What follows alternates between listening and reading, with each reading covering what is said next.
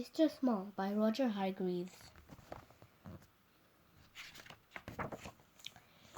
Mr. Small was very small, probably the smallest person you've ever seen in your whole life. Or perhaps the smallest person you've never seen in your whole life, because he was so small you probably wouldn't see him anyway. Mr. Small was about as big as a pin, which isn't very big at all, so perhaps we should say that Mr. Small was as small as a pin. Mr. Small lived in a small house underneath a daisy at the bottom of Mr. Robinson's garden. It was a very nice house, although very tiny, and it suited Mr. Small very well indeed. He liked living there. Now, this story is all about the time Mr. Small decided to get a job. The trouble was, what sort of job could Mr. Small do? After all, there aren't that many small jobs. Mr. Small had thought about it for a long time, but hadn't had any ideas, not one.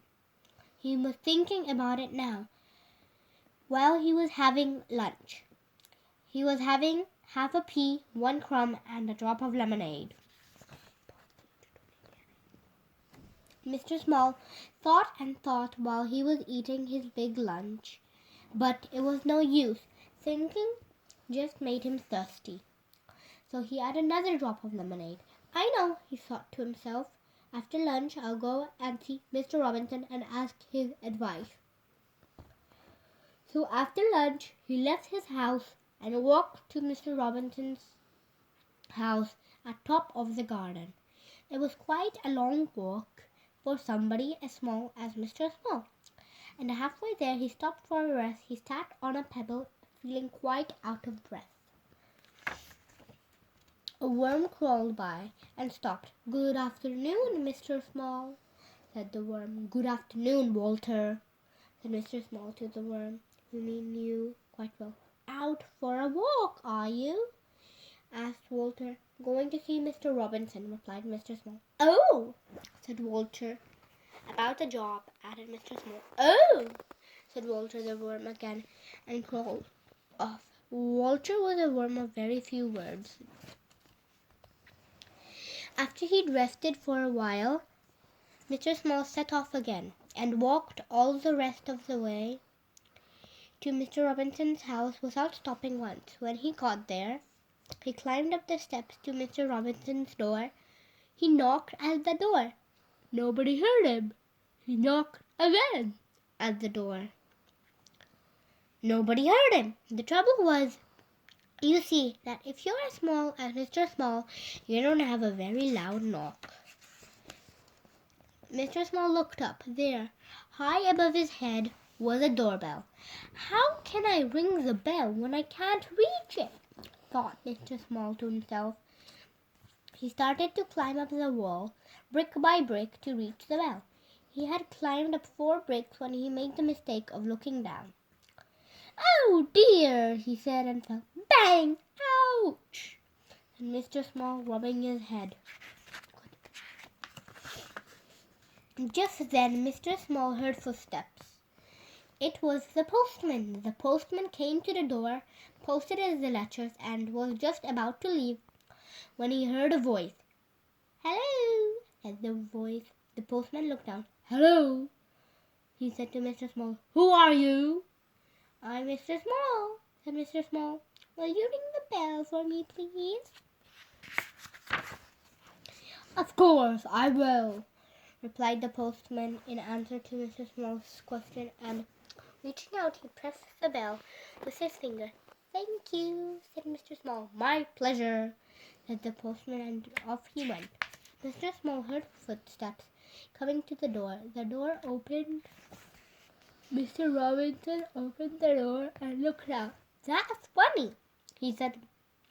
"I'm sure I heard somebody ring the bell." He was about to shut the door when he heard a little voice. "Hello," said the voice. "Hello, Mr. Robinson." Mr. Robinson looked down and down. "Hello," he said. "What are you doing here?" "I've come to ask your advice. said Mr. Small to Mr. Robinson. "Well," said Mr. Robinson, "you'd better come in and have a talk." Mr. Small followed Mr. Robinson into the house and perched on the arm of Mr. Robinson's favorite chair. He told him how he couldn't think of a job that he could do. Mr. Robinson sipped a cup of tea and listened. "So you see," Mr. Small explained, "how difficult it is." "Yes, I can see that," said Mr. Robinson, "but leave it to me." Mr. Robinson knew a lot of people. Mr. Robinson knew somebody who worked in a restaurant and arranged for Mr. Small to work there, putting mustard into mustard pots. But Mr. Small kept falling into the pots and getting covered in mustard, so he left that job. Mr. Robinson knew somebody who worked in a sweet shop and arranged for Mr. Small to work there, serving sweets. But Mr. Small kept falling into the sweet jars, so he left that job.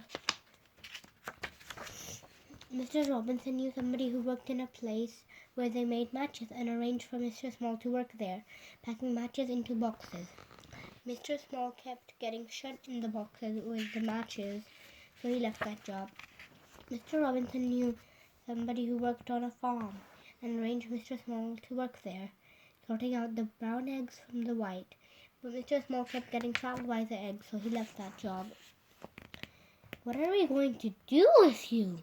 Mr. Robinson asked Mr. Small one evening. "Don't know," Mr. Small said in a small voice.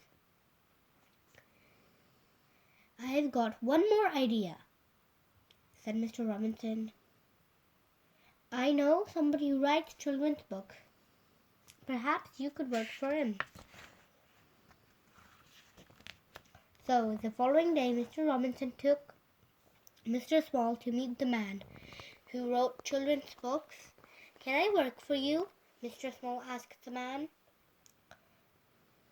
"Yes, you can," replied the man. "Pass me the pencil and tell me all about the jobs you've been doing. Then I'll write a book about it. I'll call it Mr. Small," he added. "But children will want to read a book all about me," said Mr. Small. "Yes, they will," replied the man. "They'll like it very much. And you did, didn't you?" The book has ended. Bye-bye.